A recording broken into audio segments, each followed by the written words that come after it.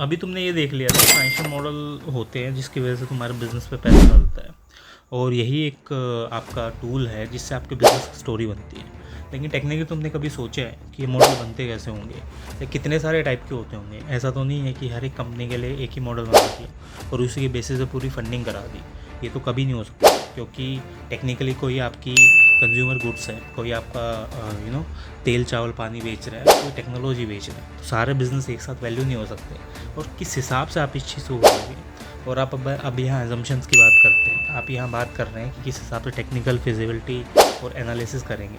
लेकिन इसी चीज़ को देखने के लिए मैं ये भी देखता हूँ कि बस टेक्निकल्स मैंने देख लिए, मैंने सारी चीज़ यहाँ पे फिगर आउट कर ली। अब वो जो नंबर्स हैं उनको शो कैसे करूँगा, किस हिसाब से मेरी रेवेन्यू दिखाई जाएगी, कैसे मैं ये देखूँगा कि बस जो मैं दो मॉडल बना रहा हूँ वो टेक्निकली आपके लिए फिजिबल होगा या नहीं, इन्वेस्टर उसको देख के पैसे डालेगा या नहीं। तो देखो, अलग अलग चीज़ें होती हैं, अलग अलग सर्विस सेक्टर्स के मॉडल आते हैं। जो आपका सबसे पहले आप बिज़नेस को क्लासीफाई करते हो अपने कि रेवेन्यू बिज़नेस मेरा कहाँ से आ रहा है। लेट्स से मेरा प्रोडक्ट बिज़नेस है, मैं कुछ सामान बना के किसी को बेच रहा हूँ, या सर्विसेज है, लेट्स से मैं आईटी सर्विस दे रहा हूँ किसी को, या मैं सॉफ्टवेयर बेच रहा हूँ, या मेरी कंसल्टेंसी सर्विसेज है, या कोई आर्किटेक्ट है वो अपनी सर्विस दे रहा है, समथिंग लाइक दैट। अब मैं ये देखता हूँ कि मेरे बिज़नेस की स्केलेबिलिटी है या नहीं है। लेट्स से आप पान की दुकान करके बैठे हो, तो स्केलेबिलिटी कैसे होगी? आपने एक लोकेशन पे खोली, आपने उसी हिसाब से आप पान बहुत बेस्ट बनाते हो, आपने उसकी फ्रेंचाइजीज बांट दी। आपकी सिटी में 4 लोकेशन पे है, उसके अलावा आपके पूरे जो भी आप स्टेट में रहते हो वहाँ पे 50 लोकेशन पे हो रहा है। तो आपने क्या किया? अपनी फ्रेंचाइजीज बांट दी। एमबीए चाय वाला उसका एग्जाम्पल है।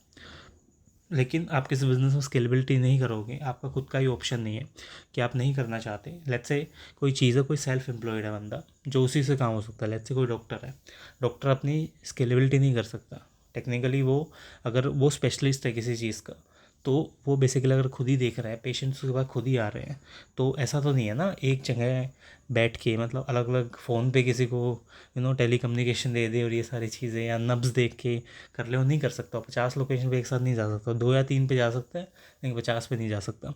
तो टेक्निकली यही चीज़ होती है कि बिज़नेस की स्केलेबिलिटी देखी जाती है, कितना आपका बिज़नेस स्केलेबल है या नहीं।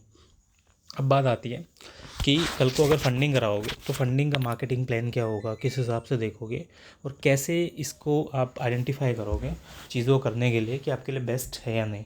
अगर आपने बेस्ट अपने लिए देखा तो बेसिकली आपके लिए प्लान रहेगा कि टेक्निकल फिजिबिलिटी देखी जाए बिज़नेस की, किस हिसाब से वो देखा जाएगा और किस हिसाब से बिज़नेस आपका आने वाले टाइम पे बेटर परफॉर्म करेगा कंपेयर टू द कॉम्पिटिटर्स, और किस हिसाब से आप कॉम्पिटिटर्स को आउटसोर्स करके अपने बिज़नेस की क्या यूएसपी यहाँ पे दिखा सकते हो। तो ये चीज़ एक आती है।